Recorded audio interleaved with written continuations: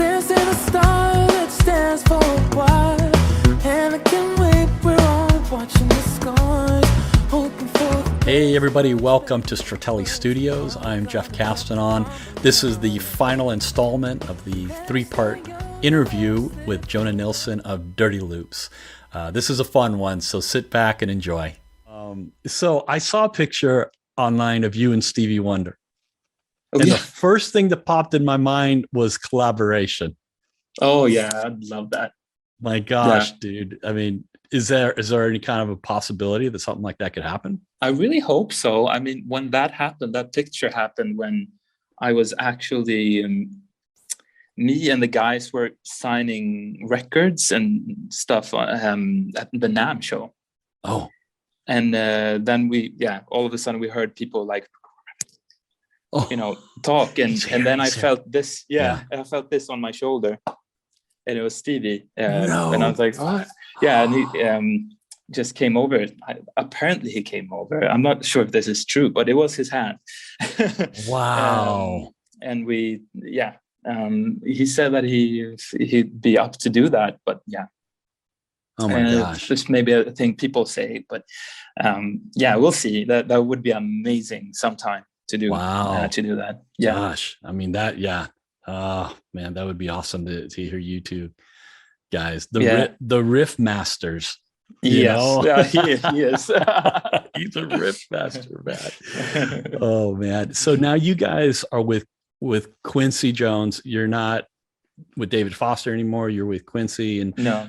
Like, so like when you guys are thinking about, because, music is a business too, and people want to make money, and how this whole thing goes. It's like, and it's hard to figure out how to even ask this question, but it's like, what are the priorities and like, how are you guys navigating in this world where you want to do what you want to do? I mean, you guys are jazz fusion based pop band. The niche is like so narrow for what you do, but definitely at the same time you want to have mass appeal, you want to be marketable, you want to make money, everybody wants to make money.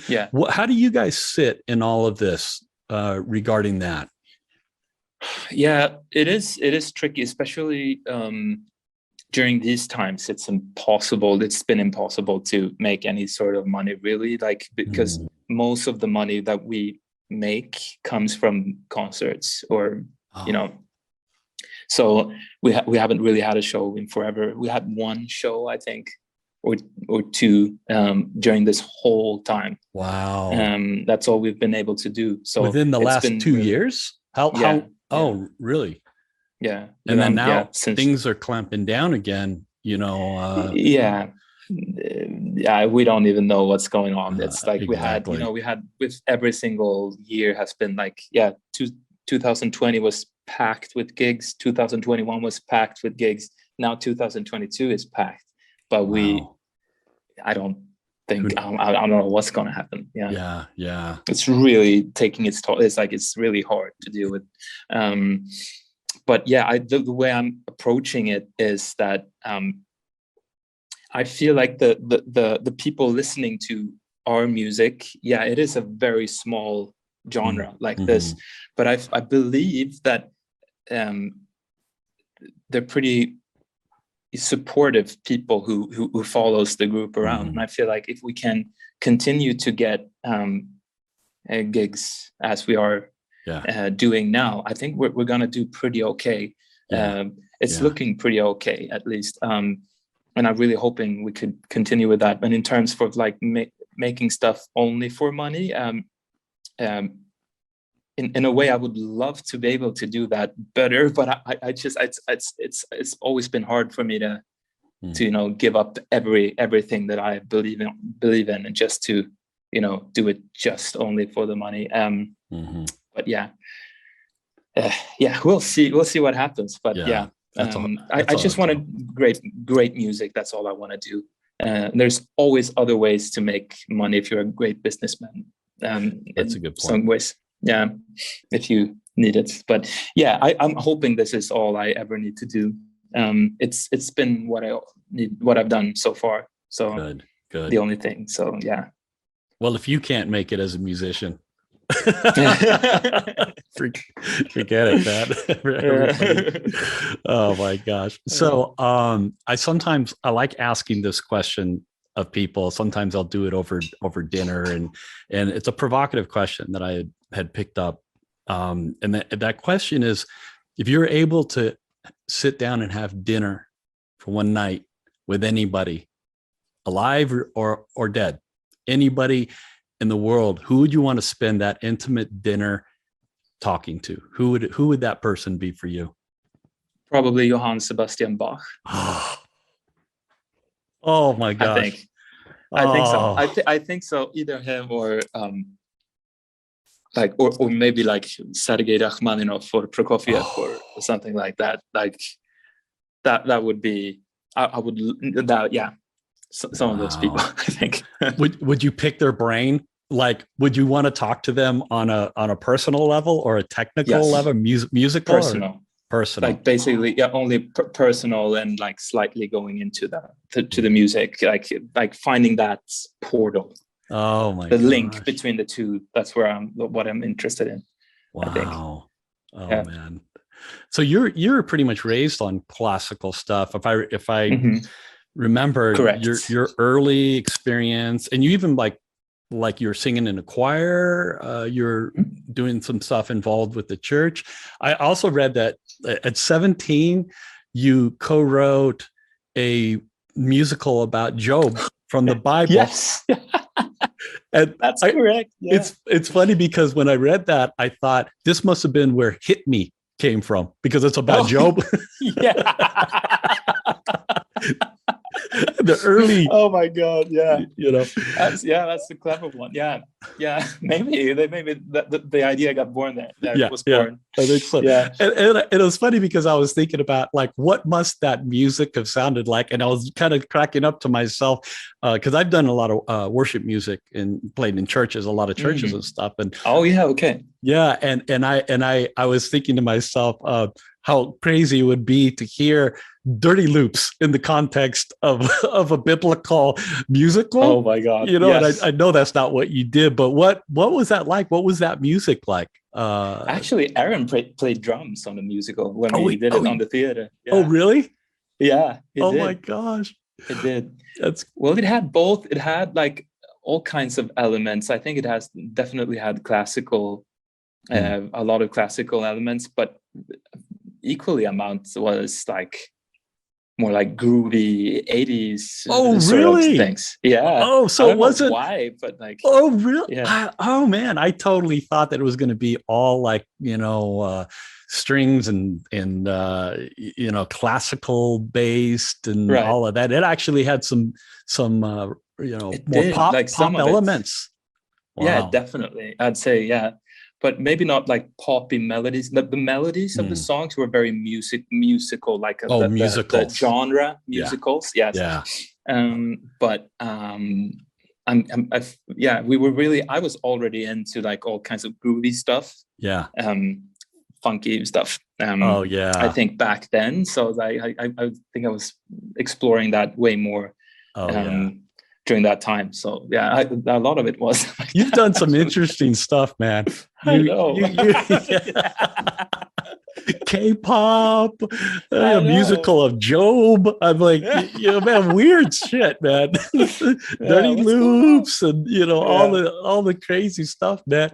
I wanted to get back to, excuse me, frog in my throat. Oh, no worries. Your solo stuff. Okay. Right. So like, man, that stuff. Oh man, Coffee Break, dude, Diamond Ring, man, those kill me. Absolutely kill me, man. Great original material. So you go off and then you're like, okay, well, I'm going to go do this apart from Dirty Loops, and then because it doesn't sound like Dirty Loops. Nice. It has its own. It has its own thing that I absolutely love too. I love your original stuff. It is different than Dirty Loops. I can listen to both of them. They're not mutually exclusive at all. but yeah, and I was cracking up by the fact that you had Steve Vai play in the end, and then they did Yeah. the green screen thing, and I'm like, yeah, you never met Steve Vai, and I thought the same No, thing, you know, true. that you haven't met him, like I could Yeah. tell. But Yeah. as far as your original stuff is concerned, what's the future of that? I mean, the original stuff going, sorry, the solo stuff going forward. Solo stuff, like I'm in an interesting spot where I feel like I actually am not 100% sure, but I have so much potential things that I could do. I feel like the second record or whatever, the second thing you can do can be way more, have a niche or whatever, like a smaller thing that you can focus on. But I feel like the first thing you release as a solo thing has to be like everything a little bit. Yeah. So I've been thinking a bunch of different things. Like I've been wanting to do like a full-length just choir record, like with classical music. Oh my gosh, I want to do that. Please definitely do. want to do that. Yeah. Oh, please do, man. Yeah, that would be so much fun. Oh my gosh, there's that cut. I think it's the title cut. Isn't the title cut from your solo album kind of a choir thing? Oh yeah, the choir piece. Yeah, there's a choir piece in the end called "Last Farewell." That's it. Yeah. Oh my god. Right. Yeah. You're singing all the parts? Yeah, I'm singing all. You sound like a 12-year-old boy. The height. Oh my gosh. I'm serious. I'm like, that can't be you. I'm like, you transformed yourself back to being 12, Jonah. And oh my God, the timbre of your voice, everything. I'm like, I just picture this little boy singing. It was beautiful. Absolutely beautiful. Thank you so much. Oh my God. You start pulling the tears when you start doing stuff like that, man. That's when the lump in the throat, really comes. It's absolutely beautiful, man. Oh thank my you gosh. so much. If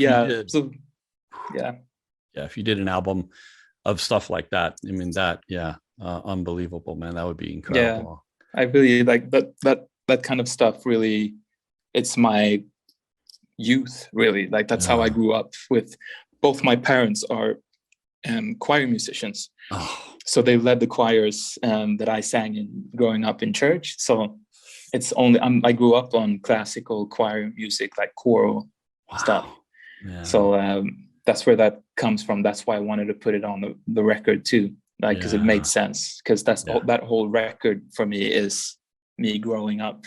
Like it's the kind of a mashup, like from everything I listened to when I was a kid, and like what reminds me of when I was a kid, like what I listened to, and then the next part might be where I am now, or I don't know, we'll see.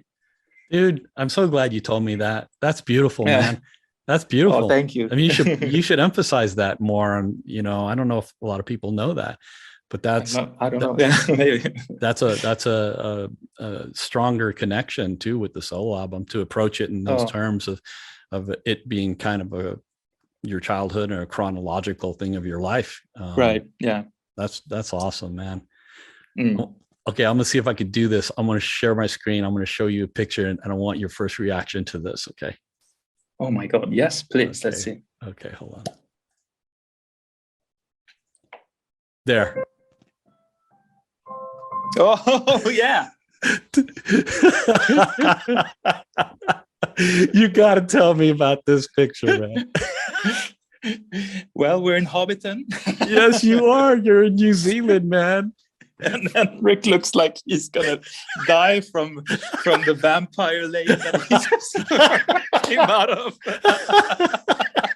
It looks like Henrik came out of the crypt in the back. Yeah, definitely. Yeah, he's come out of the crypt. Oh, I love Henrik. He's so funny. Oh, yeah. We had a day off in New Zealand, and we went to Hobbiton. And we hanged out. That was like such a wonderful experience. I love Lord of the Rings and all the movies. So yeah, it was so cool.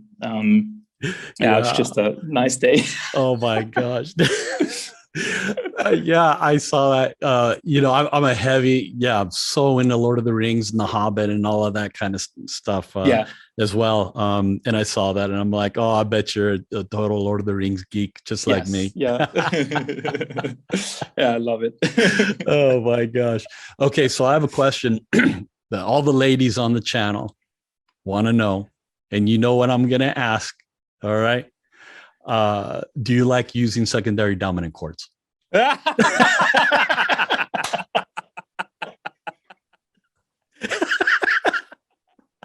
love that question. Oh, ladies, let me tell you that.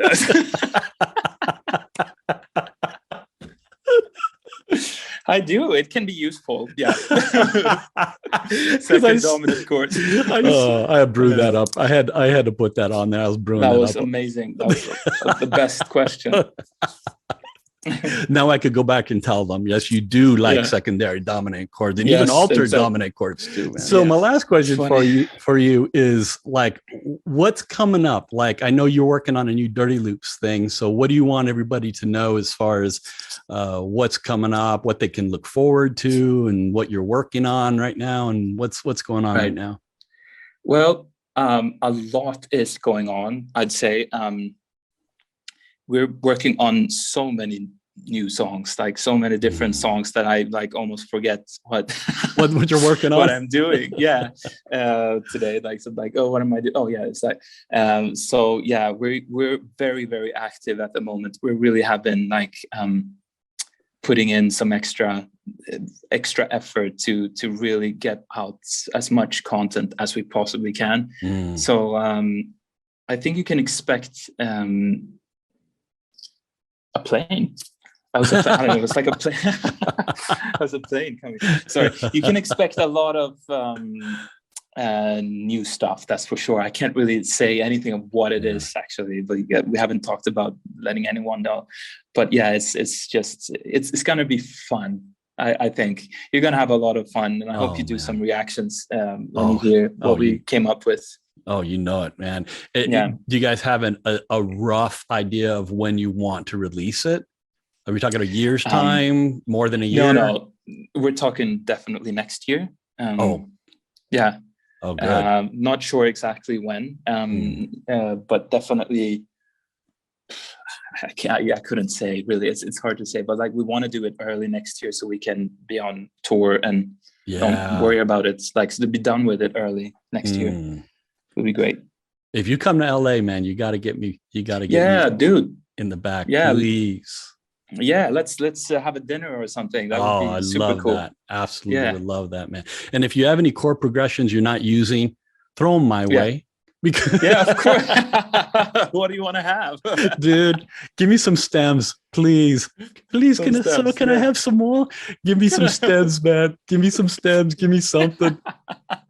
Your stuff is so fly. Your stuff is so fire, man. It's like, I made a comment on on your videos. I dubbed you. You play outside better than anybody, man. On the keys, you play out. Man. Oh my god, dude, that's my favorite thing. I love guys that can play outside. Sax players are usually the ones I fall in love with because they do it the best, man. But you do it too. In your solos, you play outside, and every time you do, I'm thanks. like, oh god. I don't know what you're doing. I don't know, because I haven't cracked that nut. I haven't figured out how to play outside like that, And I always think, oh my gosh, what is he doing? It's magic to me. But you dude, thanks. You do it so well, man. Oh, geez. Yeah, thank you. Well, most of it I think is definitely theory, but like I try to actually, as much as possible, go away from that world. You have to kind of learn everything, and then you also kind of have to unlearn if you want to, in a way, like especially if you're creating something, if you're writing something. I feel like if I write something, I don't really want to sit by the piano too much, because then a whole new process starts. Even if I feel like if I'm thinking about soloing, sometimes I just like to go away from the keyboard and not like think about like because otherwise it's just like theory things will You come walk. naturally and just play. Yeah, Mhm. just, play whatever. But if I really, want to learn how to actually think, So would I you, tend to go away.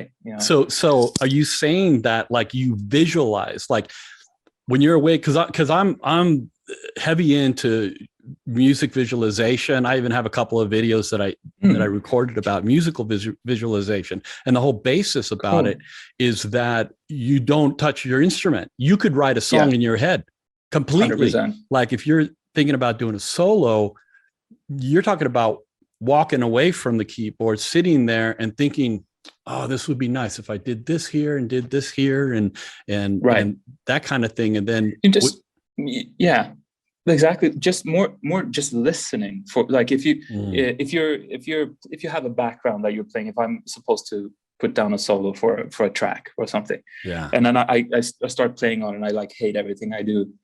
And then, but you go out for a walk. In my head, I don't know how other people work, but in my head, everything still can play here. Yeah, right, and I can still hear the track. But then, just imagine playing the most wonderful solo on it. What would you hear doing? And then when you get back, you can do it in a different way.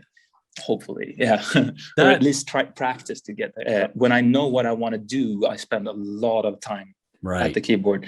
But I have to visualize something first. Like all ideas that I ever have starts here, like doing something else. Yeah. Like I can never sit and just like, I don't know. It's or not. Yeah, I could, I guess, but I find it so much easier to just like, wow. Yeah, do it here. That's why it's so good. That's why it's so good, because your imagination is dictating, not your ability as an instrumentalist. Your imagination is dictating what comes out. And that, I have said this before, is that in my brain, I can play any instrument. I can, do a killer sax solo in my brain. I don't play sax, but I can imagine what it would be. And I could hire that guy who can do what I want to do, Yes. That kind of thing, That's awesome. Yeah. Man. 100%. Dude, thank you. So this has been a blast, man. I so enjoyed doing this, man. And I know it took a while to get the scheduling figured out, and finally it worked. And I'm so grateful for you, man. I'm grateful for all the music you're putting out in the world. And don't stop, man. Oh, start feeling frustrated, call your buddy Jeff or text me, and I'll tell you, man, I'll give you some words of encouragement. Awesome, dude. Thank you so much for having me. It's been so much fun. And I hope we can do it again sometime. And definitely if I come to the States, I'll hook you, like I call you. Call me. We'll get, and then we'll go do a dinner or some hangout. And that would be awesome, man. Yeah. So good. Thank you, Jonah, man. Have a great weekend. Thank you so much. All right, dude. Well, hopefully, man, I'd love to do this again too, man. When you guys drop the next album, we should do another one of these and definitely, chat about the album and the cuts on the album. I'll be doing reaction videos to all of your stuff when it comes out easily. Can you dub me the official Dirty Loops reaction channel? Yeah, sure, absolutely. I dubbed the dude. We should have have your name on one of the the credits, like oh my god, like credit thing, and the Dirty Loops videos. I'll make sure that we have that the next one. That'll be fun. Oh my god, what title do you want? Oh god, dude, you got to put Jeff Caston on. You got to put my real name. Yeah. You could put Jeff, but you have to have like a title too, like Jeff, and then the nickname or the thing in quote. Yeah, the nickname. Yeah, also. Yeah. Oh man, you come up with your one. Role? Okay, I'll come up with one. You come up with one that you think is appropriate. Yeah. The crier, Jeff the crier. Right. Jeff, these guys give me hope. Casting on. Yeah, exactly. Yeah, it'll be something like that. That's perfect. Yeah. Oh my gosh. Yeah. All right, dude. Well, we'll keep in touch, man. You know, I always got Definitely. you on, on the texting. So man, we'll touch base Yeah. again soon, man. All right. Definitely. Love you, brother. Thank you so much. Appreciate it. Thank you so much. Take care. Take care, man. Bye-bye. Bye, man. Bye.